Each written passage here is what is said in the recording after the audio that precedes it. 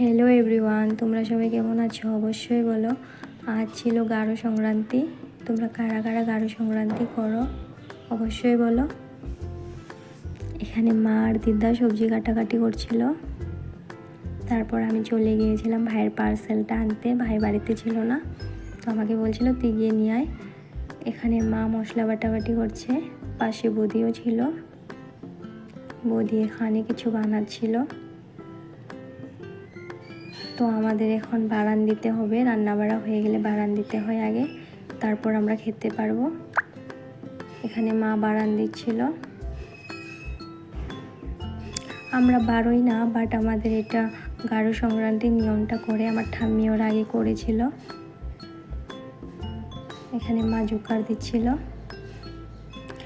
একটা জিনিস দেখাই আপনাদেরকে, এটা আমার বাবাই ক্ষেত করেছিল।